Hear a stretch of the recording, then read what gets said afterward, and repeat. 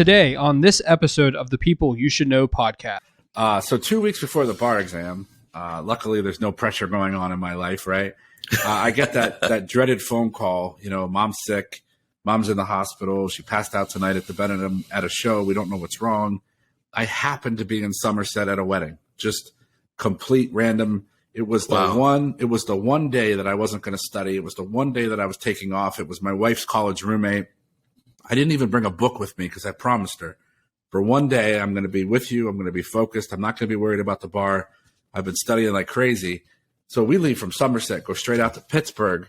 And immediately we learned, she's got advanced stages of cancer. The surgeon's like, look, I'm really good at surgery. I'm the best.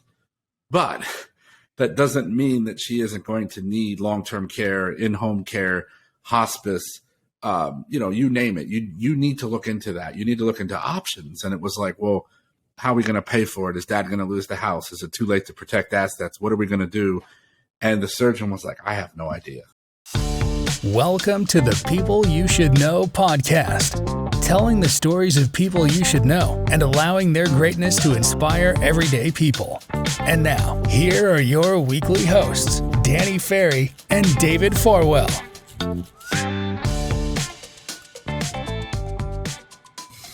Hey guys, welcome to the People You Should Know podcast. I'm your host, Danny Ferry, and alongside me today, as always, is my co-host, David Farwell. Dave, how you doing today, man? Doing great, man. Looking forward to this episode. Absolutely. In today's episode, we have a very special guest, one of my friends, Jeff Bellomo. Jeff, how are you doing today, buddy? I'm doing excellent, Danny. I can't wait to spend some time with you today, chatting. I'm looking forward to it.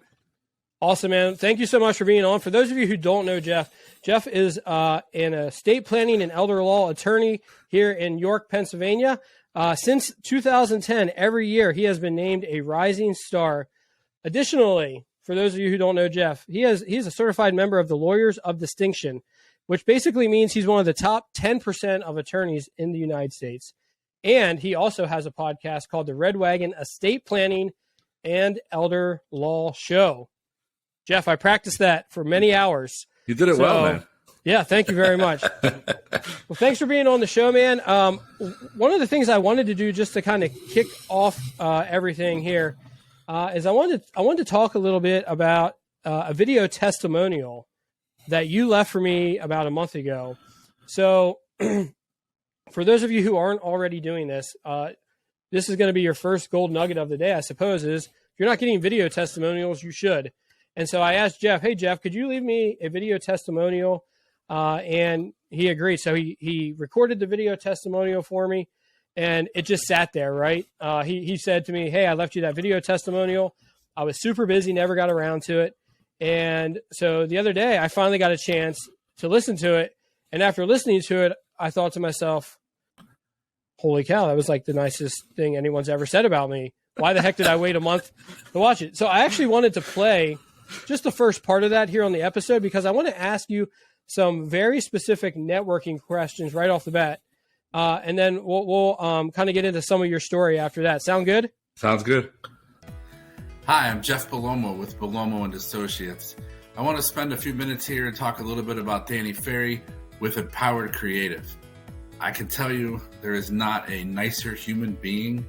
There is not another individual that I have ever met that has more integrity than Danny does.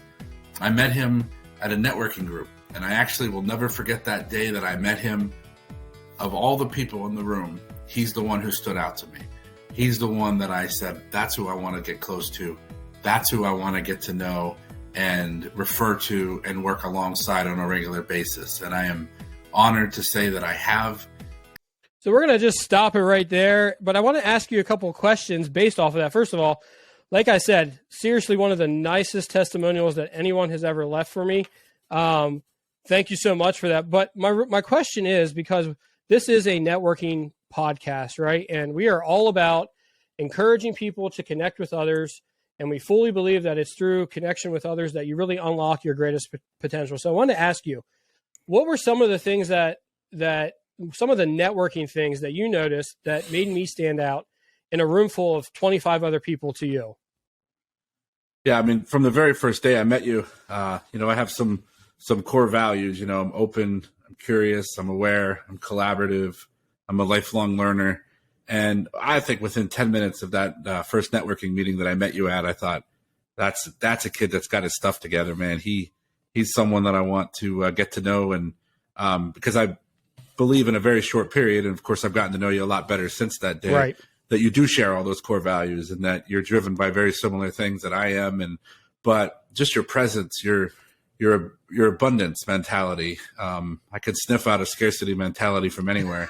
And it was very, very obvious to me that you shared an abundance mentality, giver's gain, you know, to steal the BNI phrase, or to borrow it, I should say. And it became very clear to me. And, you know, I had the iRacing thing at home, and you immediately offered to come help me, and you didn't have to do that. And you didn't have to spend your time away from your family. And, you know, so I just truly believe in giver's gain, truly believe in give back. And if you give, you shall receive, you know, and if you don't, you did the right thing, and it doesn't matter. But you just exuded all of the traits that I look for. And, it became very clear to me, I want to get close to that guy because I'm going to go places with him. So, yeah. So for those of you who don't know, Jeff and I are in the same networking group. Funny enough, Jeff, this looks going to be episode number 8. We haven't actually mentioned the 3-letter acronym BNI in this yet, but we're in the same BNI group, York Chapter 1, the infamous York Chapter 1. We are well known and becoming more well known each and every day. But I just want to say something maybe like in return for you. I was actually told, hey, this guy's coming to the BNI group. And I remember the person who told me was super excited, right? Like she set the stage for you to show up.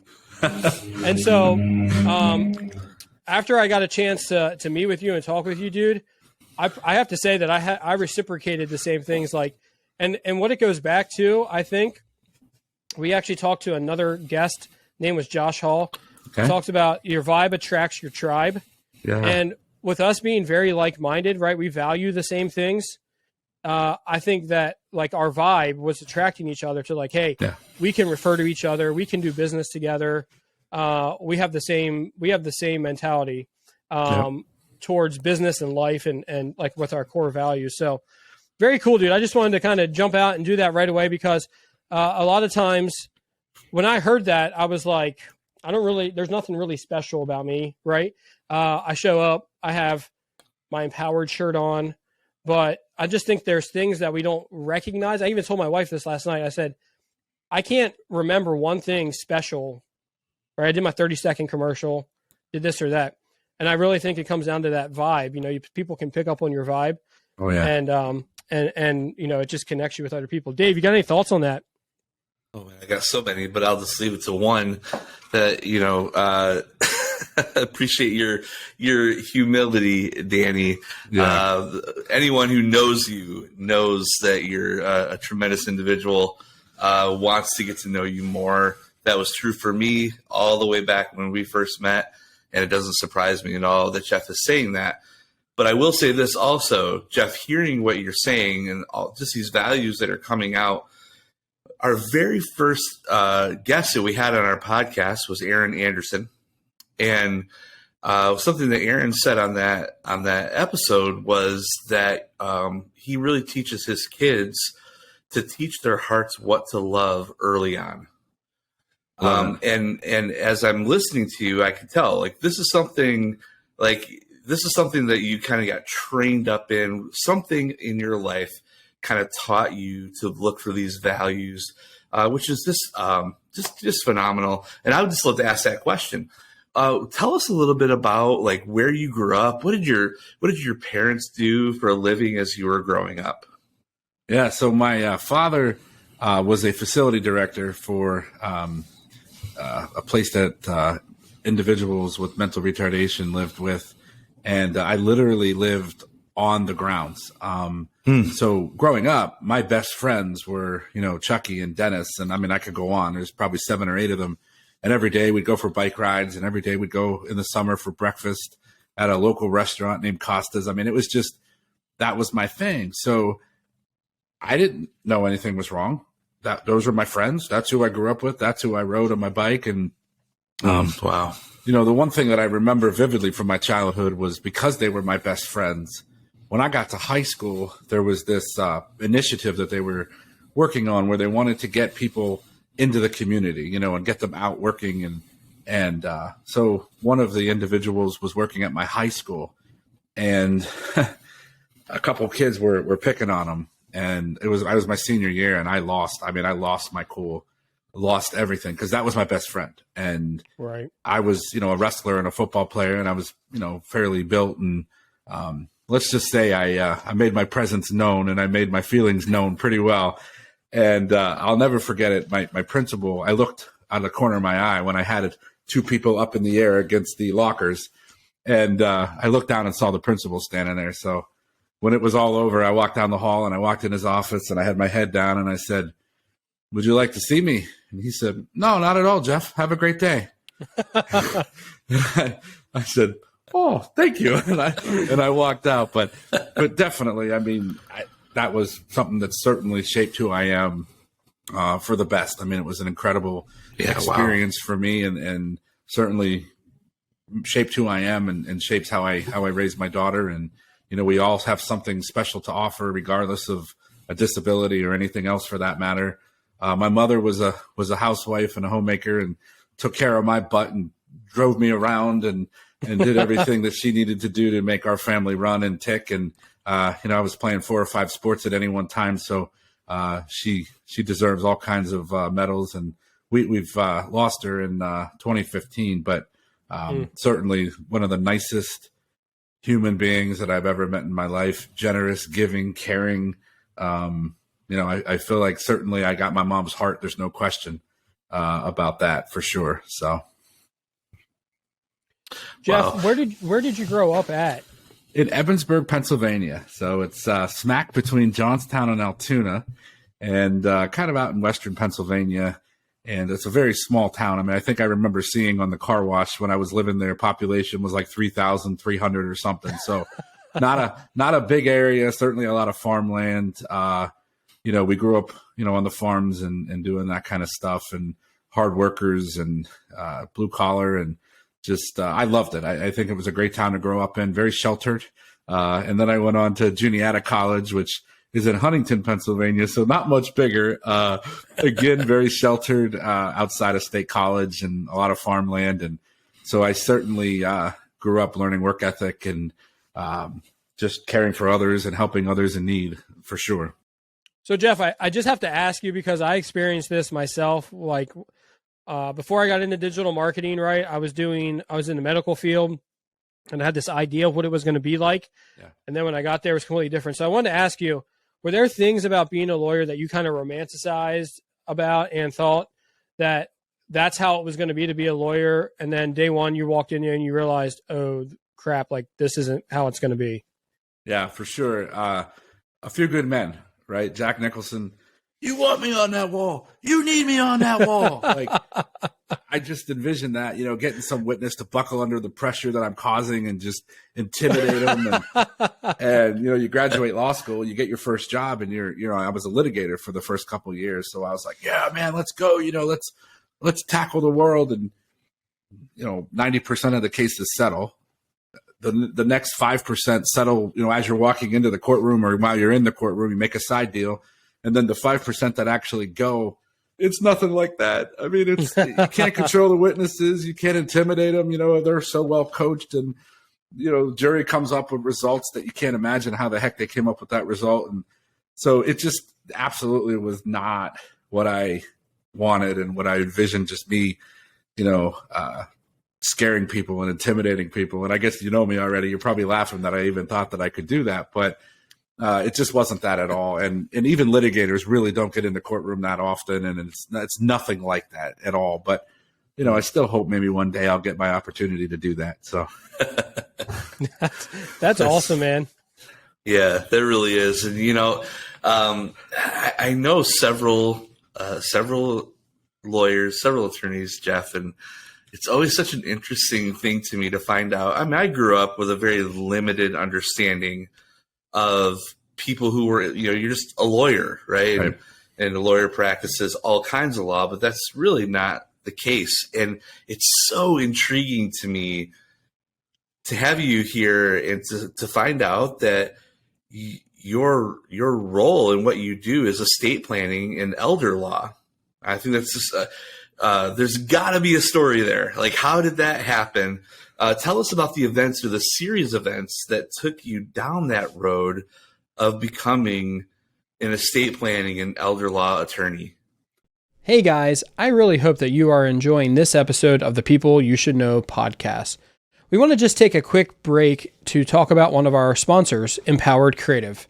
In a world where there is so much competition online, being able to connect with your visitors has never been more important. Empowered Creative is very passionate about empowering businesses by creating conversion-based websites that connect with visitors. With their SEO strategy, they help people find your business. With their websites, they take people on a journey to connect with your products. And with their online video marketing, they create a positive reputation that puts your business over the top. So if you know a small business that's looking to stand above the competition, tell them it's time to be stronger and more confident. Tell them it's time to be empowered. You can visit Empowered Creative to find out more information at empoweredcreative.co. Now let's get back to today's interview. Yeah, there absolutely was. I mean, you nailed that one. So 2 weeks before the bar exam, luckily there's no pressure going on in my life, right? I get that dreaded phone call, mom's sick, mom's in the hospital, she passed out tonight at the Benham at a show, we don't know what's wrong. I happened to be in Somerset at a wedding, just complete random. It was the one day that I wasn't going to study. It was the one day that I was taking off. It was my wife's college roommate. I didn't even bring a book with me because I promised her, for one day, I'm going to be with you. I'm going to be focused. I'm not going to be worried about the bar. I've been studying like crazy. So we leave from Somerset, go straight out to Pittsburgh. And immediately we learned, she's got advanced stages of cancer. The surgeon's like, look, I'm really good at surgery. I'm the best. But that doesn't mean that she isn't going to need long-term care, in-home care, hospice, you name it. You need to look into that. You need to look into options. And it was like, well, how are we going to pay for it? Is dad going to lose the house? Is it too late to protect assets? What are we going to do? And the surgeon was like, I have no idea. Like, I do surgery. You need to go and, have a conversation with a lawyer. So I did, paid $300 to meet with the attorney, sat for an hour. At the end of the hour, he's like, well, if you want the answers and the solutions, it's $15,000. And if you step foot out of the office today, you forfeit your $300. And I was like, get out of here. So I left. I went to another law firm. And guess what happened? You got it. The exact same thing. So now I'm out $600. I still don't have the answers to the questions. And mom came down off the morphine. I think it was about Thursday.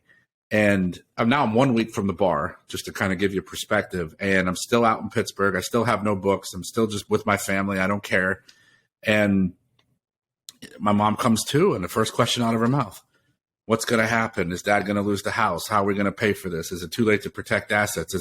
I don't know, mom. And she's like, what do you mean you don't know? You spent $600. Like, how can you not know?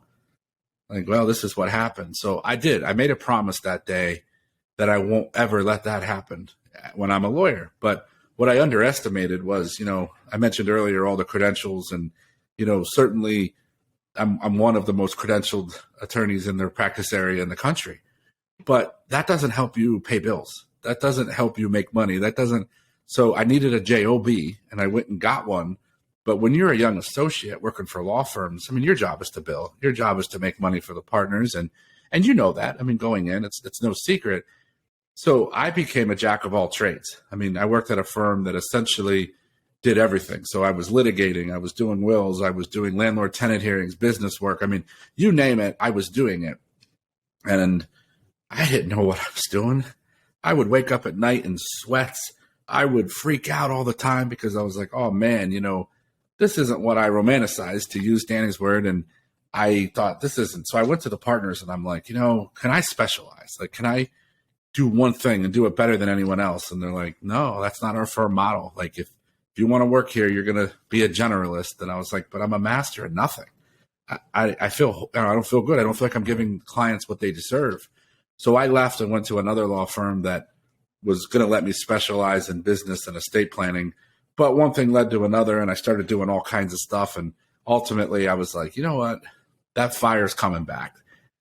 That moment in that hospital room has driven me that I don't want anyone else to ever be in that situation. And that's not when you want to learn. That's not when you want to find out what your options are. That's not when you want to, because frankly, you're too overwhelmed. You're too stressed. You can't hear it anyway. And I quit my job and went out and did my own thing and said, I'm going to do everything through education. We have 2-hour workshops for estate planning, crisis planning, probate administration, trust administration, special needs planning.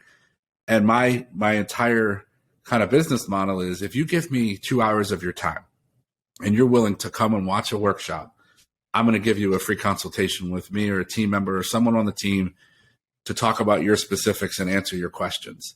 And then we'll tell you the prices up front.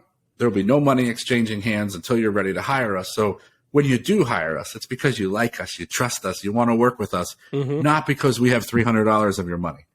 That is a horrible way to start a relationship. Like, well, I guess I'll hire you. You already got $300 of my money. Oh, gee, great. What a great way to start a relationship. So it's worked really well. I mean, it's been 14 years since I came on my own.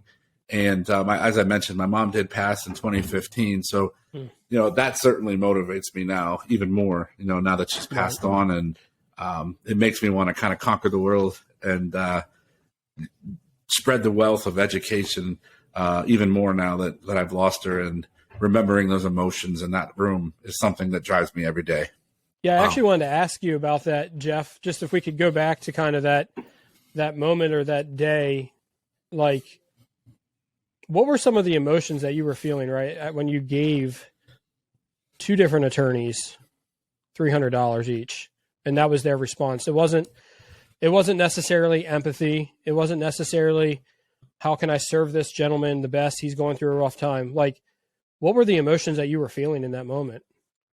I think, like a lot of people, distrust the lawyers, angry, hurt, and I'm sure some of it was just where I was in that time of my life, a week away from the bar exam, but regardless, I mean, you hear all these stories, attorneys have a bad rep to begin with. And you're right. I mean, there was no empathy. It was a business transaction for them. And, from a consumer's perspective, I'm going to pay you $15,000 without even knowing what you're going to do, how you're going to do it, why you're going to do it, what's the result going to be. No way. Like, that doesn't even make sense from a business perspective.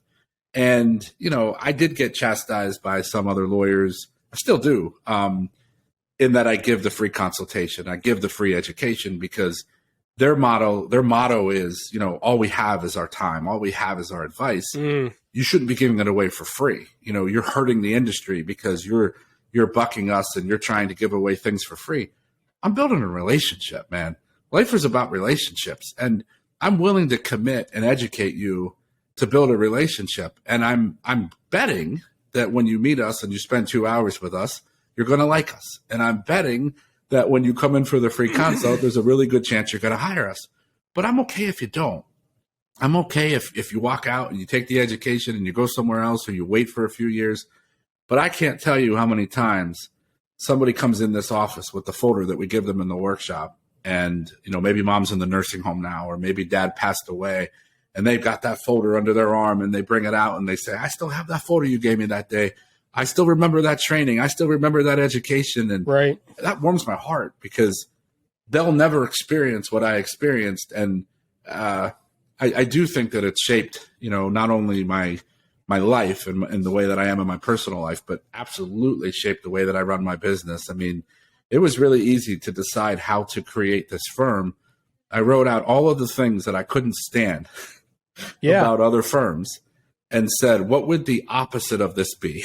What could I do to be completely opposite? And that's what we did. I mean, and that's what we created, and that's what we continue to do today.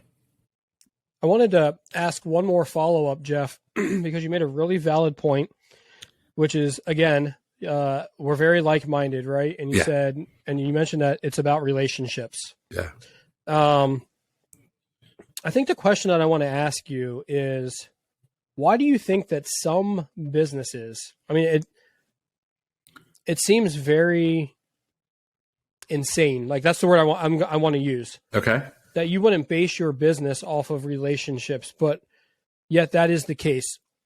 If you had to gander a thought or an opinion, why do you think some businesses choose to not build their business based off relationships?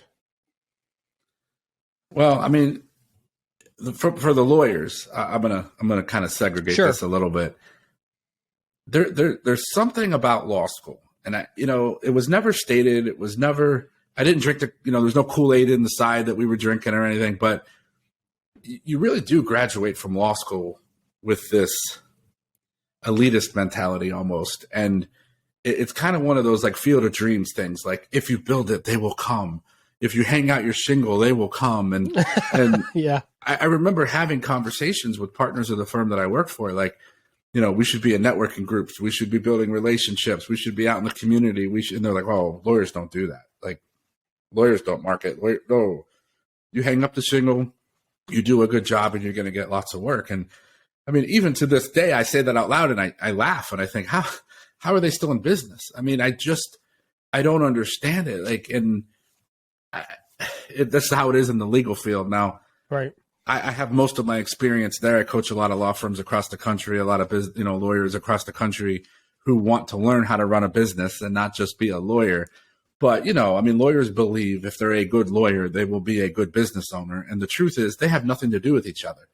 You don't learn running a business in law school. You don't learn relationships. You don't learn any of that stuff. In fact, you probably learn the opposite. So for lawyers, I think it's just, you don't need relationships. You need to serve your client, and you need to be in your office 8 to 5, and you need to serve, it's just crazy. So that one's easier for me to answer because that's where most of my experience comes from. And I would assume for other business owners, it's just that they've never been trained. They've never been taught. They've never experienced maybe coaching or belonging to national organizations. I mean, I'm dear friends with an individual who runs a coaching company and a seminar company.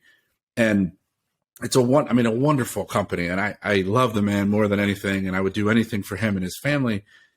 But when you go to them, he's from the area. He grew up in the area. He went to college in the area. He never left the area. He never coached with anyone. He never went to a national organization. He never got national coaching. And so when you go to the training sessions, it's very obvious.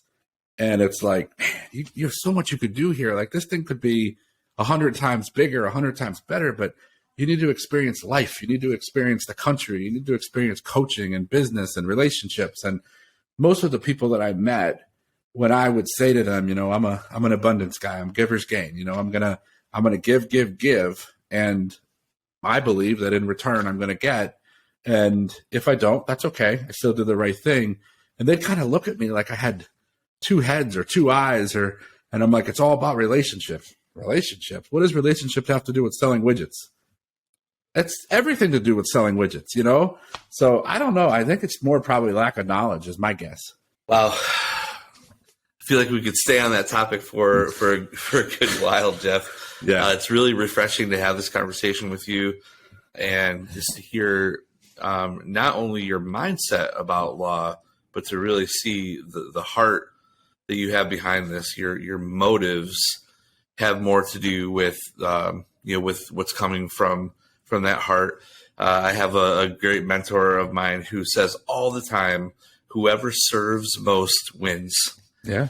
And I truly do believe that. And I love hearing that language come out in you as well. So my son-in-law, by the way, is an immigration lawyer. He works for a nonprofit out of York, PA, and awesome. Spends a lot of time working with like asylum cases, helping to get people out of these holding cells that they're in and try to see if they can qualify to get into the country. Wow. There's a lot of similarities in like the style of work. You're looking out for the marginalized. You're looking out for the forgotten. Yeah. And so I really appreciate and respect that about you, Jeff. This is our first time meeting. Yeah. But I feel like I know you. And I'm just super curious because I watched my son-in-law's process. I watched what it took for him to get to that place. of being an immigration lawyer. But what are some of the first steps that you took in specializing in elder law? Yeah. For me, when I went out on my own, it was February 16th of 2009. And I remember walking into the office that morning, reporting for duty, if you will, and not one client, the phone not ringing, no one's coming in the door.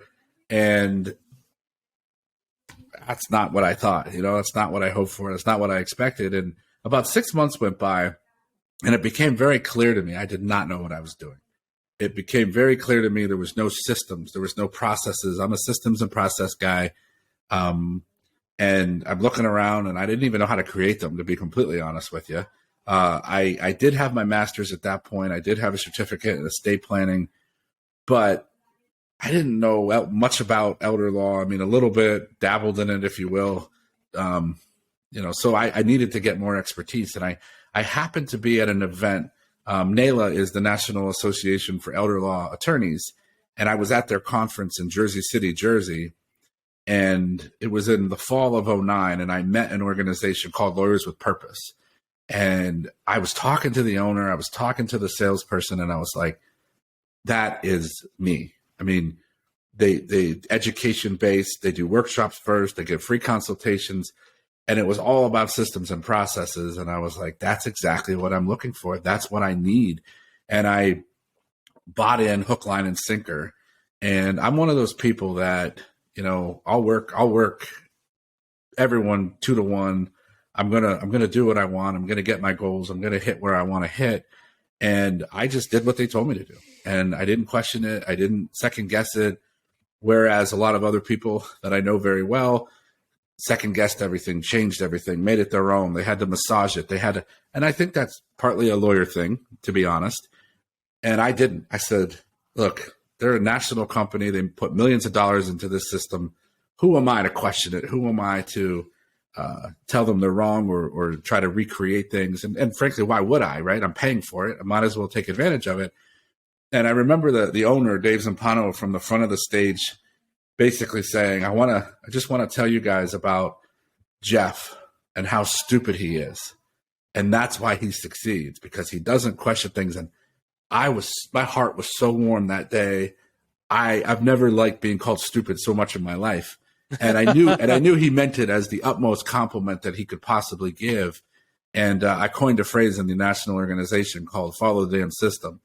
And everybody, it's FDS, FDS, FDS. But the truth is most lawyers don't want to buy in. They don't want to believe. And I do 100%. I share their values. I share their core values. And so I got lucky. I mean, a lot of people don't find something like that. And I'm extremely coachable, which is one of my core values. And so I did what they told me. I didn't question it. I was stupid. That's awesome, man. That is really funny. Yeah. Jeff, I wanted to ask you about, I'm sure you've heard this before.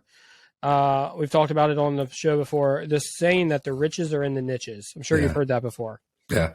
When you decided to go down the pathway of being estate planning and elder law attorney, did you realize that you were specializing, niching down into a specific category as you were doing it?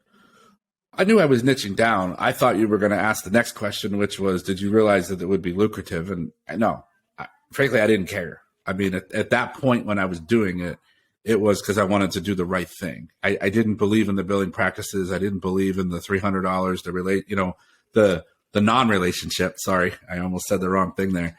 So, and it was all about my mom. It was all about education. Right. It was all about not letting it, what happened to the Bellomo family happen to your family.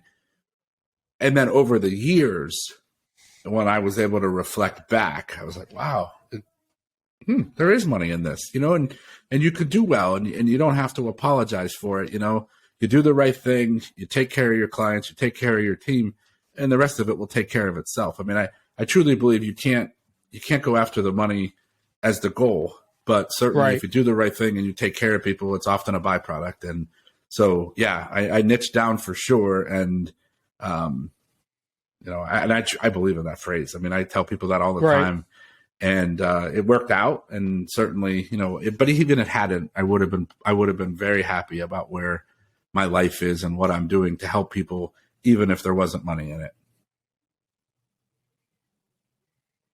It just worked out, I guess. Well, yes and no, but look, you shared your story so incredibly well here with us, Jeff, and I just want to thank you so much for that. And Absolutely. You say you're lucky because of your humility, but we can hear the passion, we can hear the dedication, we can hear the loyalty and the commitment that you've really allowed to define not just your life, but your career. And it leaves me with just one final curiosity question.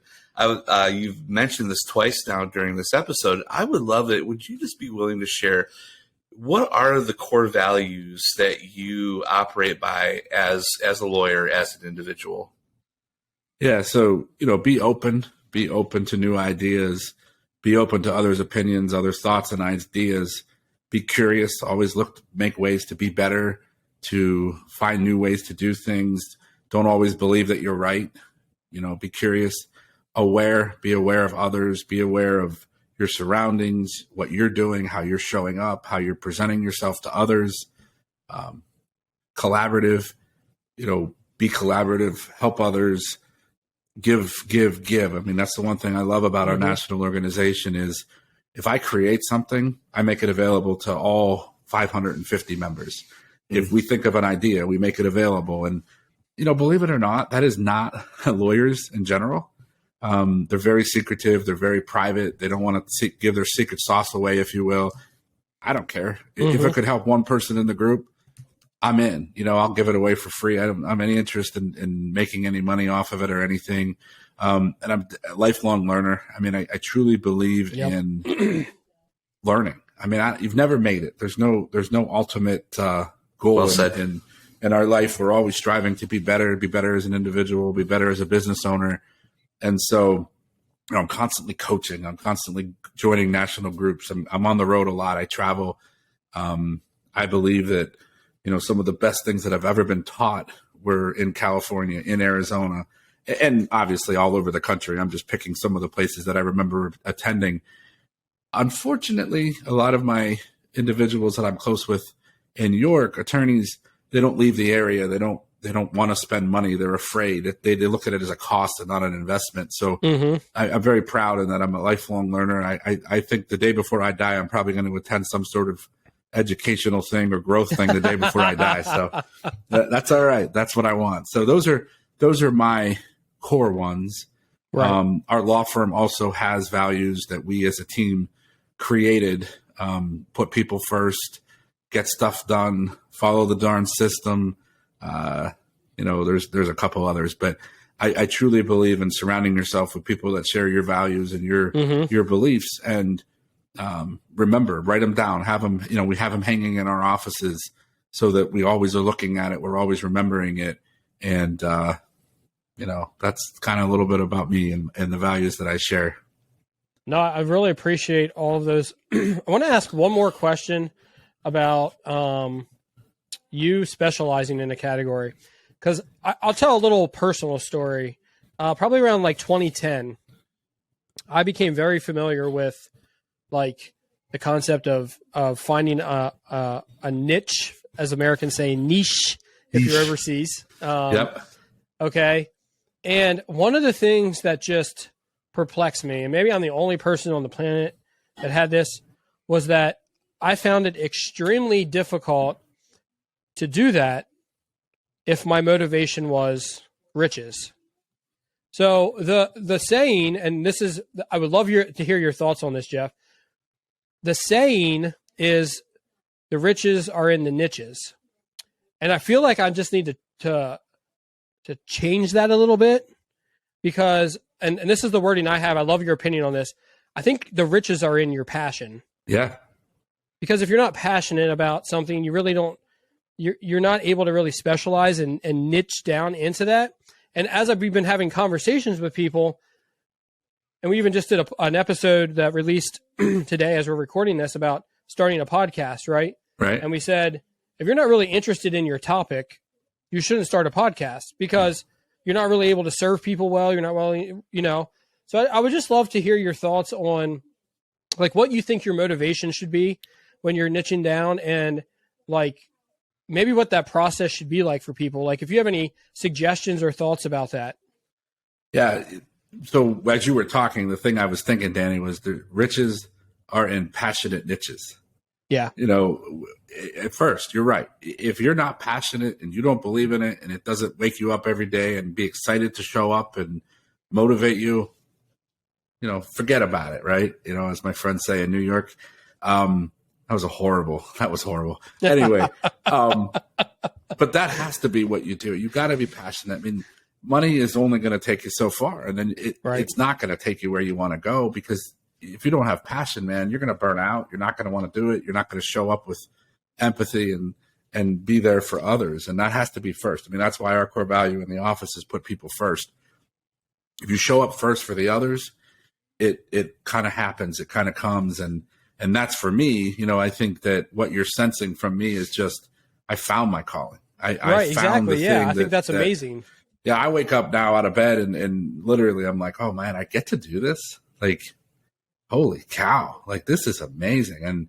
And as I've progressed in my practice, now I'm doing the podcast, and I just wrote a book, and I vlog, video blogs and written blogs, and my tips of the day and my podcast and all kinds of things. So now my days are even only what I really want to do and only what I'm passionate about. So that's what you got to find. You got to find that thing that just sparks your passion and your interest, and then find a way, whatever that passion is, to niche it, to make it a business. I got fortunate that my passion happens to lend itself very well to an elder law practice. I imagine some other passions may not lend itself quite as well to a business model. Mine just happened to be a perfect business model, and it drives me every day. And, but even if it's not a good business model, if you enjoy it and it wakes you up every day with a fire in your belly, do it. That's what's going to make you live a wonderful life. Yeah, Jeff, one of the things that I'm just wondering in your story, right? So obviously you had a specific event, and you said, like, I was lucky to find it. I want to ask you, what do you think are some roadblocks that keep people from finding the things they're passionate about? Like, in your opinion, and they don't have to be, I mean, I obviously didn't tell you that I was going to ask this question, but I would love to hear your answer to this. I have one too, right?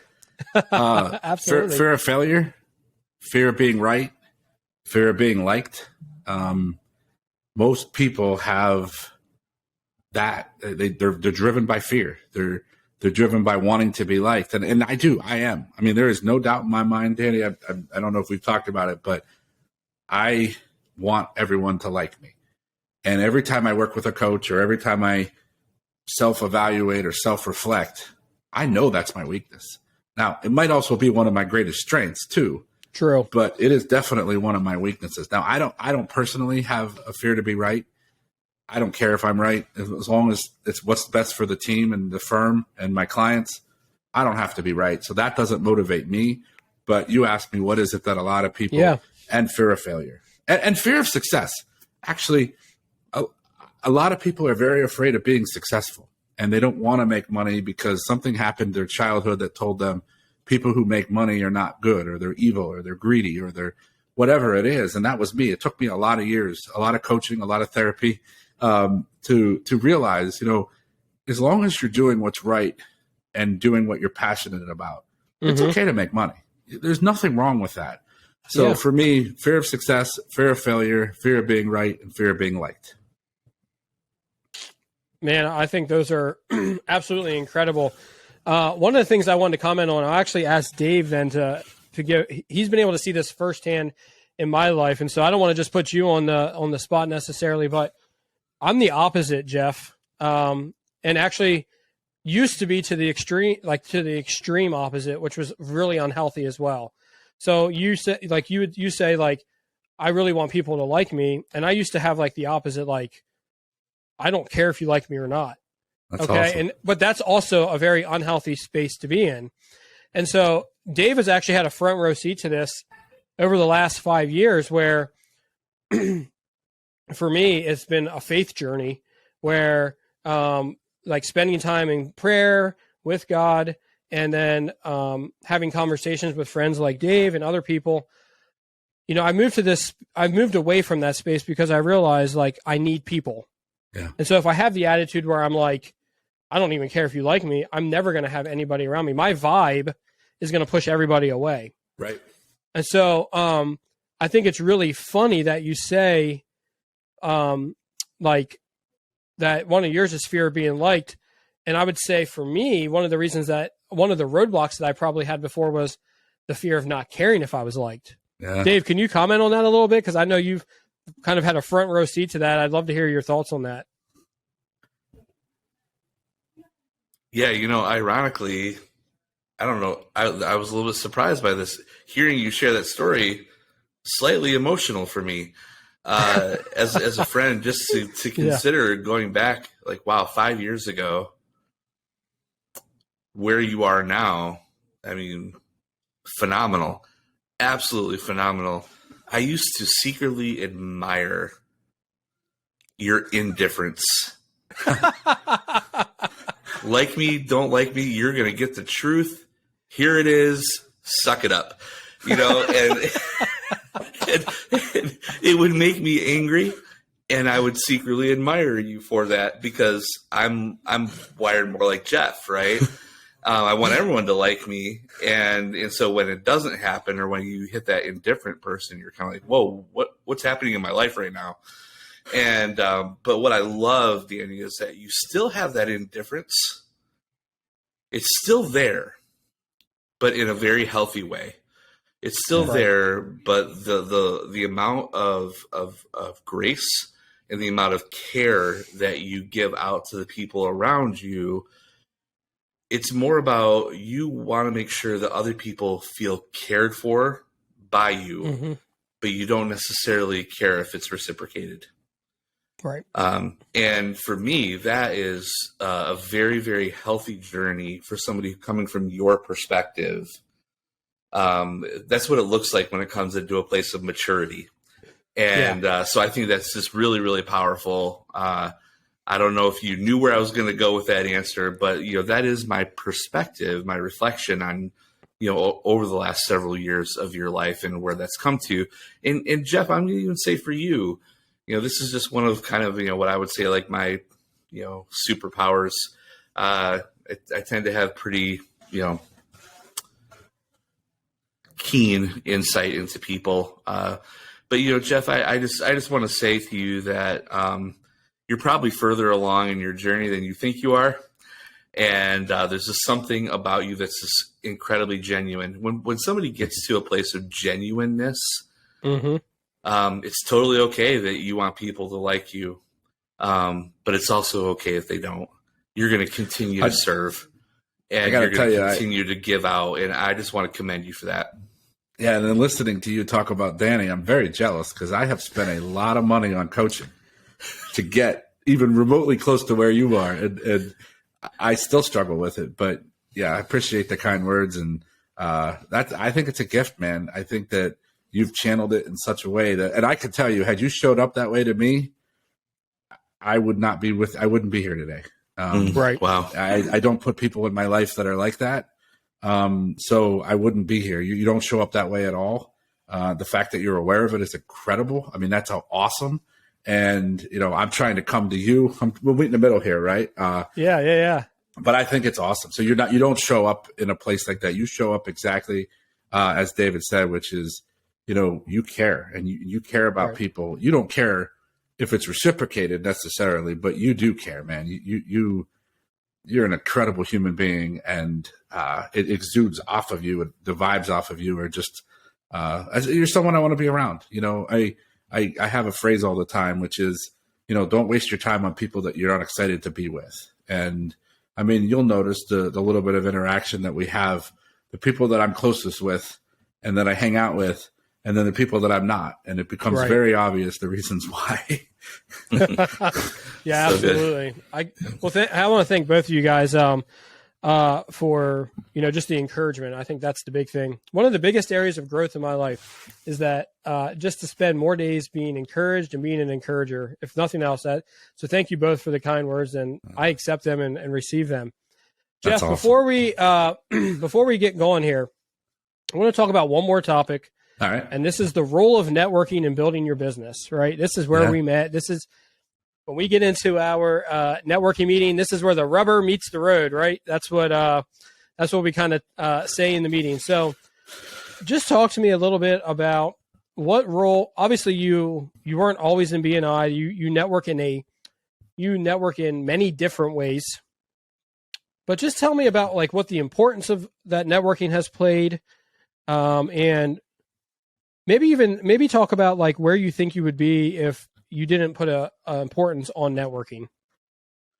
Well, I mean, certainly the business would not be where it is. I wouldn't be where I am personally. Networking is everything. I mean, relationships, networking to me are one and the same. I mean, that's the same thing to me. And, I was in another networking group, certainly got a great start, helped form one locally that was very successful, which also was a great experience, a great opportunity.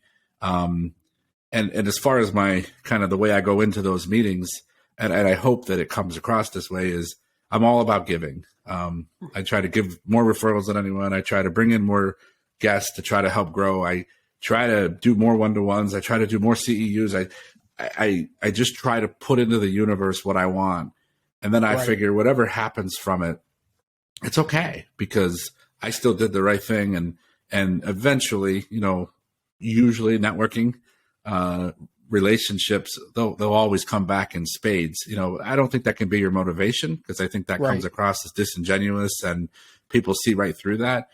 But yeah, I mean, if you're not networking, and this goes to lawyers too. I mean, I don't know how many lawyers will be listening to this podcast, but the whole nation after this episode, man, everybody, you're top 10%, buddy. They're going to be like, I need to hear Jeff Bellomo. Yeah, I mean, we are a business owner, and that crap in your head that you're not is it's stupid. And if you're not networking and you're not out there meeting people, I'll tell a quick story. There was a local attorney who was a competitor of mine who went out on his own, and I was having a conversation with him over lunch, and I said, you have got to get out there. You have got to market. You've got to make yourself known. And he's like, why? And I'm like, because I am, and because our other competitor is. And in a year, if you're not out there, you're going to be looking for another job, because I believe in networking. I believe in relationships. I believe in, now maybe not everybody loves me, but a lot of people know me. And so you can decide whether you love me or hate me. But the fact is, I'm out there and I'm meeting new people all the time. And he kind of, I said, you're busy right now because you took all of these cases from the firm, but you didn't generate them. The firm did.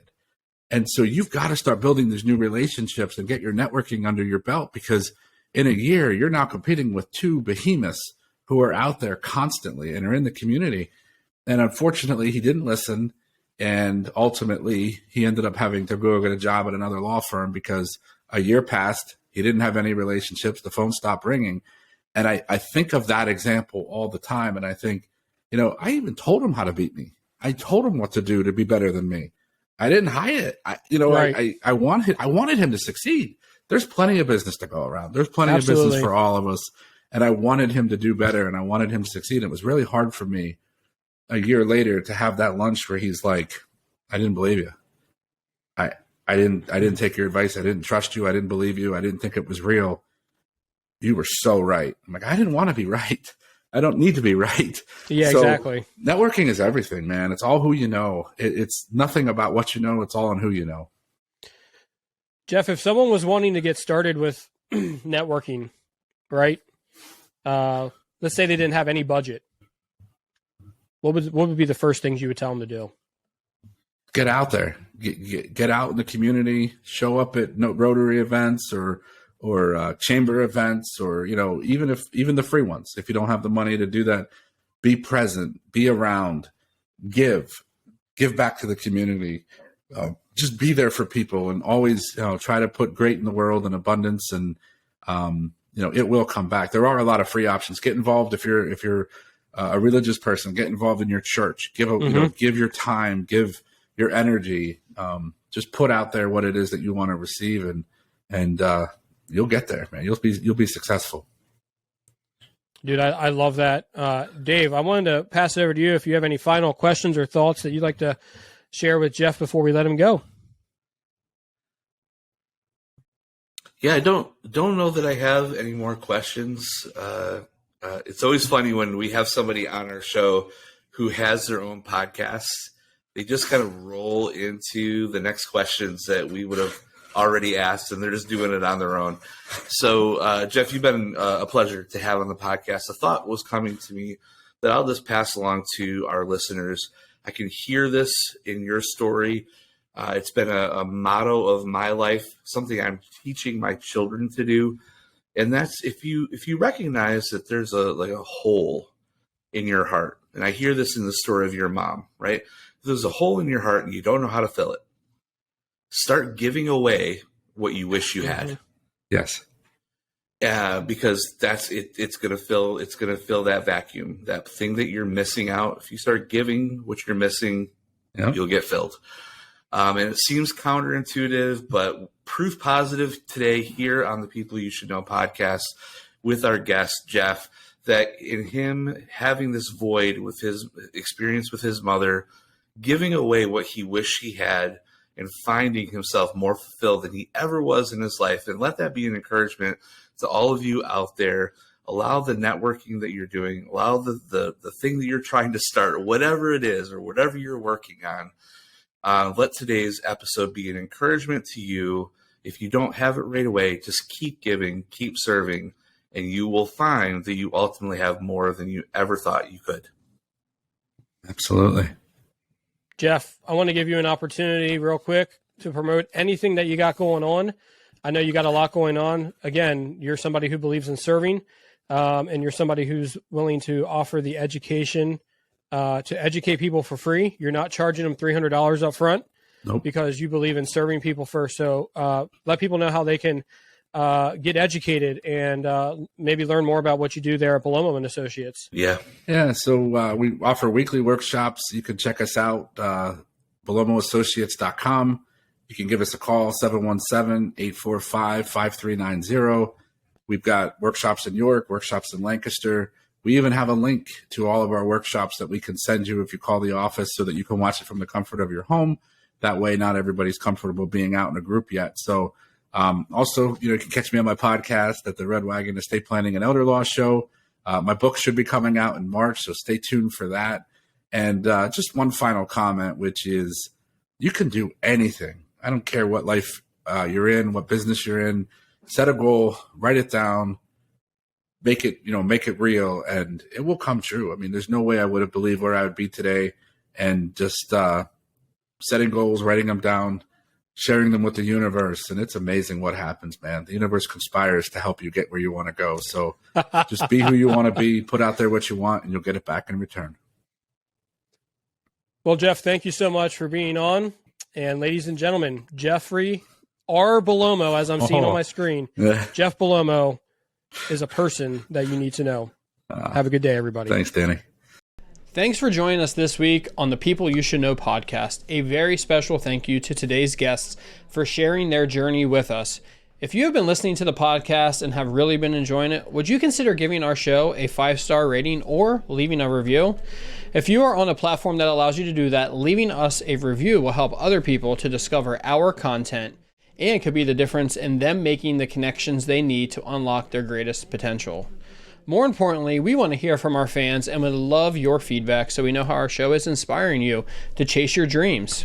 Also, if you are not getting email alerts when new episodes are released, be sure to sign up today. You can do that by going to heydouyouknow.com and putting your email right there in the episode alerts box. Once again, thank you for joining the People You Should Know podcast. We hope that today's episode has inspired you to connect with others and unlock your greatness. Thanks for listening to the People You Should Know podcast. Do you know somebody amazing? Do you wish everyone knew about them? We can't wait to hear from you. Drop by one of our social pages and send us a message with your nominee to be a featured guest on People You Should Know.